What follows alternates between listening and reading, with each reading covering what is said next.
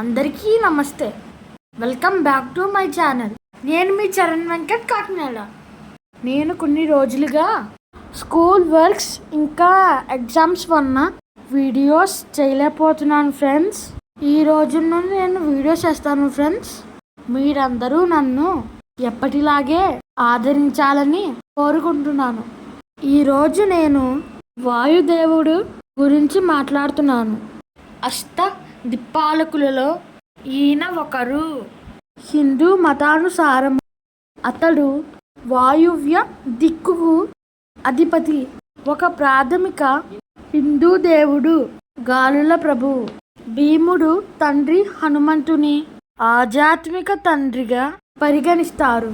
అలాగే ప్రకృతి ఉనికికి కారణమైన పృథ్వీ, అగ్ని, నీరు, వాయువు, శూన్యం అనే మౌలికమైన పంచభూతాలకు చెందిన ఒకటిగా చెప్పుకోవచ్చు. వాయువును ఇంకా గాలి, పవన, ప్రాణ అని కూడా వర్ణించారు. ఋగ్వేదం ప్రకారం రుద్ర అని కూడా వర్ణించారు. పురాణ గ్రంథాల శ్లోకాలలో వాయు 2 లేదా 49 లేదా 1000 తెల్లని గుర్రాలతో మెరిసే రథంపై అసాధారణమైన అందంతో శబ్దం చేస్తూ ఉంటాడని వర్ణించబడ్డాడు.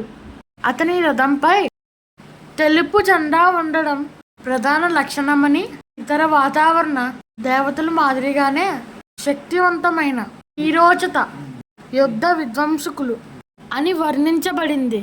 ఉపనిషత్తులలో వాయుదేవుడు గొప్పతనం గురించి అనేక వివరణలను, దృష్టాంతాలు ఉన్నాయి. శారీరక విధులను నియంత్రించే దేవతలు ఒకప్పుడు వారిలో ఎవరు గొప్పవారో నిర్ణయించడానికి పోటీలో నిమగ్నమయ్యారని బృహదారణ్యక ఉపనిషత్తు పేర్కొంది. మనిషి శరీరాన్ని దృష్టి దేవత విడిచిపెట్టినప్పుడు ఆ మనిషి చూపులేని వాడిగా ఉన్నప్పటికీ జీవించే ఉంటాడు. ఆ దేవతలు తిరిగి తన పదవికి వచ్చిన తర్వాత కోల్పోయిన నష్టాలను పొందగలడు. ఒక్కొక్కటిగా దేవతలు అందరూ శరీరాన్ని విడిచిపెట్టి మలుపులు తీసుకున్నారు. కానీ మనిషి వివిధ విధాలుగా బలహీనంగా ఉన్నప్పటికీ జీవించడం కొనసాగించాడు. చివరిగా ప్రాణ శరీరాన్ని విడిచిపెట్టినప్పుడు మిగతా శారీరక విధులను నియంత్రించే దేవతలందరూ వాటి విధులను తప్పనిసరి పరిస్థితులలో నిర్వర్తించలేకపోయాయి. ఒక శక్తివంతమైన గుర్రం అతను కట్టుబడి ఉన్న భూమిలో కొయ్యలను తీసివేసినట్లే ఇతర దేవతలు వాయు చేత అధికారం పొందినప్పుడే పనిచేయగలరని గ్రహించాయి. మరొక వర్ణన ప్రకారము డాడిలో పాపపు రాక్షసులచే బాధపడని ఏకైక దేవత వాయువు అని చెప్పబడింది. వాయువును ఉడిగితిగా మాత్రమేని తెలుసుకోవడం ద్వారా తప్ప మాధ్య బ్రాహ్మణులు కాదని ఛందోగ్య ఉపనిషత్తు పేర్కొంది. నారదుడు ఒకరోజు హిమాలయ పర్వతాలలో తిరుగుతున్నప్పుడు ఒక బూరిక చెట్టు నారదుడికి కనబడింది. బలమైన కాండం కలిగి విస్తారమైన కొమ్మలతో తన తెల్లటి దూది బల సాయంతో మరో మంచు కొండలాగా ఉండడం నారద మహర్షి చూశాడు. 1000 అడుగుల ఎత్తులో ఉన్న ఇంతటి మహావృక్షం మనుగడ సాగించడం సాధ్యమేనా అని మనస్సులో అనుకున్నాడు. తన మనస్సులోని అభిప్రాయం దాచుకోకుండా బూడిగ చెట్టు వద్దకు వెళ్ళి, నువ్వు ఎంత ఎత్తుగా విస్తరించి ఉన్నావు కదా, మరి నీకు ఆ వాయుదేవుని వల్ల ఏనాడు నష్టం జరగలేదా? వాయుదేవుడు తన పవనాలతో నిన్ను విడిచేందుకు ప్రయత్నించలేదా? నీకు వాయుదేవునికి మధ్య ఏమన్నా బాంధవ్యం ఉందా అని అడిగా. ఆ మాటలకు బూరుగ చెట్టుకు కోపం వచ్చింది. నేను వాయుదేవుని స్నేహంతోనూ అతని దయాదాక్షిణ్యాలతోనూ నేను జీవనం సాగించడం లేదు. నన్ను కూల్చేంత శక్తి వాయుదేవునికి లేదు.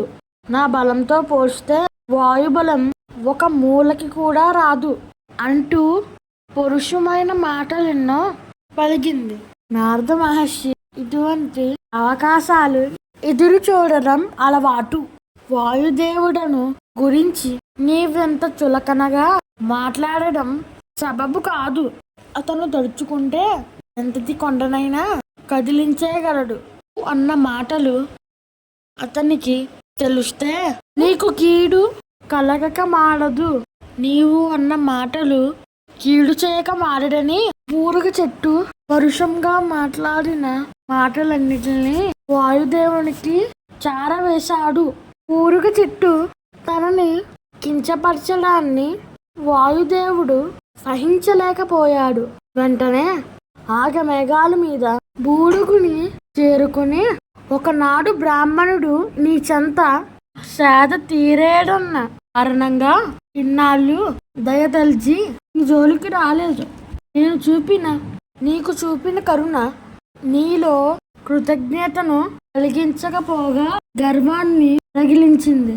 రేపు పాటికి నిన్ను ఏం చేస్తానో చూడు అంటూ కోపంతో వెళ్ళాడు వాయుదేవుడు. కోపంతో అన్న మాటలకు బూరుగా గజగజా ఉలిక్కిపోయింది. ఏమి మాట్లాడాలో అర్థం కాలేదు. తనకు ఎవరి వల్ల ఆపద లేదని ధైర్యంతో పరుషంగా మాట్లాడి వాయుదేవునితోనే వైరం తెచ్చుకుంది.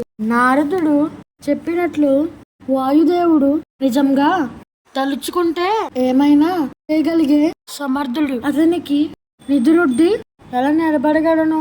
ఇప్పుడేం చేయడం? ఇలా పరిపరి విధాల ఆలోచించిన ఊరుగా చివరికి ఒక నిశ్చయానికి వచ్చింది. వాయుదేవుడు తనకు నష్టం కలిగించేలోపుగా తానే తన కొమ్మల్ని విరిచేసుకుంది. రెమ్మలన్నిటిని తుంచేసుకుంది. పూలన్నిటిని రాల్చేసింది. చిట్ట చివరికి ఒక మూడుగా మారి, ఇప్పుడు వాయుదేవుడు నన్ను నష్టపరిచేందుకు నా వద్ద ఏమీ మిగల్లేదు అన్న నమ్మకంతో వాయు రాక కోసం ఎదురు చూసింది. మర్నాడు వాయుదేవుడు ఊరుగా దగ్గరికి తానే వచ్చాడు. మూడులా నిలిచిన బురుగును చూసి జాలిపడ్డాడు. అప్పుడు బూరుగతో, నేను విధించాలనుకున్న శిక్షను నువ్వే అమలు చేసుకున్నావు. ఇంకా మీదనైనా అహంకారాన్ని వీడి నమ్రతతో జీవనాన్ని సాగించు అంటూ సాగిపోయాడు. ఇందులో ఒక నీతి కూడా ఆగి ఉంది.